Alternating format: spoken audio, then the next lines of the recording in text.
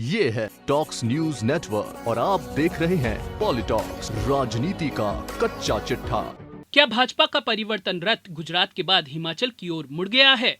इस बात की चर्चा दिल्ली से लेकर शिमला तक जारी है। दरअसल हिमाचल प्रदेश के मुख्यमंत्री जयराम ठाकुर को हाईकमान ने दिल्ली बुलाया है। उनके साथ ही प्रदेश भाजपा के पदाधिकारियों को भी बुलाया गया है, जिससे हिमाचल की राजनीतिक गलियारों में चर्चाएं शुरू हो गई है। क्योंकि रविवार को ही मुख्यमंत्री दिल्ली से लौटे थे, वहीं कुछ दिन पहले गुजरात के मुख्यमंत्री के इस्तीफा देने के बाद हिमाचल में भी चर्चाओं का बाजार गर्म है। हालांकि सूचना यह भी है कि दिल्ली में भाजपा हाईकमान के साथ मुख्यमंत्री जयराम ठाकुर और भाजपा पदाधिकारियों की मंगलवार शाम बैठक होनी थी। इसमें प्रदेश प्रभारी अविनाश राय खन्ना, संजय टंडन, संगठन मंत्री पवन राणा और हिमाचल भाजपा अध्यक्ष सुरेश कश्यप भी मौजूद रहे।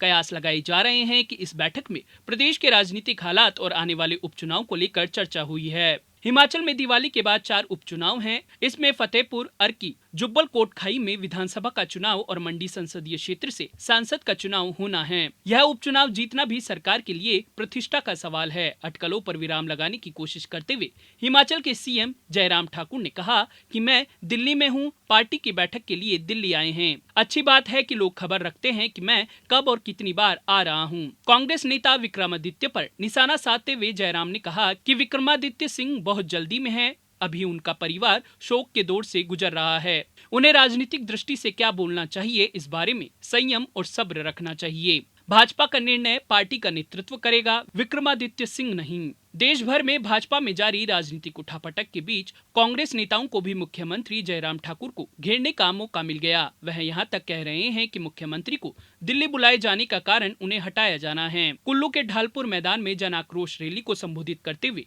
शिमला ग्रामीण से कांग्रेस विधायक विक्रमादित्य ने कहा कि कर्नाटक, गुजरात, उत्तराखंड राज्यों की तरह हिमाचल में भी भाजपा रातों रात मुख्यमंत्री बदल सकती है। पूर्व मुख्यमंत्री वीरभद्र सिंह के बेटे विक्रमादित्य सिंह का कहना है कि जिस तरह से प्रदेश में पिछले दिनों आशीर्वाद रैली निकाली गई, उससे संकेत मिला है कि सीएम को बदला जा सकता है। आशीर्वाद रैली सीएम को कमजोर दिखाने की योजना थी। ऐसे में प्रदेश में भी नया सीएम बनने के आसार नजर आ रहे हैं। नाकामी का सारा ठीकरा मुख्यमंत्री जयराम ठाकुर के सिर फोड़ा जा रहा है। कांग्रेस के नेता प्रतिपक्ष मुकेश अग्निहोत्री ने कहा कि 5 नहीं 6 मुख्यमंत्री बदलने हैं, इसलिए जयराम ठाकुर अपनी कुर्सी बचा लें। उन्होंने कहा कि बीजेपी को लेकर लोगों में भारी गुस्सा है।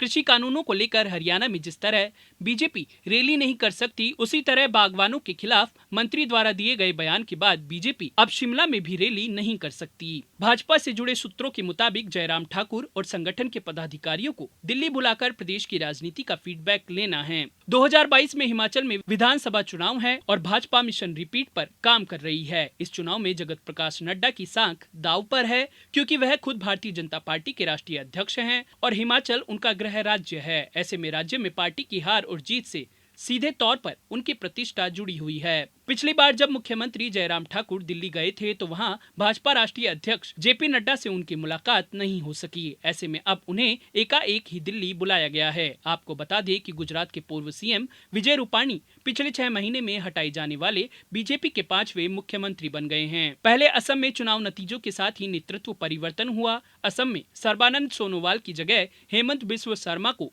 मुख्यमंत्री बनाया गया। इसके बाद फिर उत्तराखंड में 2 सीएम बदले गए। पहले त्रिवेंद्र सिंह रावत को हटाकर तीरथ सिंह रावत को सत्ता की कमान सौंपी गई और 3 महीने के बाद उनकी जगह पुष्कर सिंह धामी को सीएम बनाया गया। येदियुरप्पा को हटाकर बसवराज बोम्मई को सत्ता दी गई।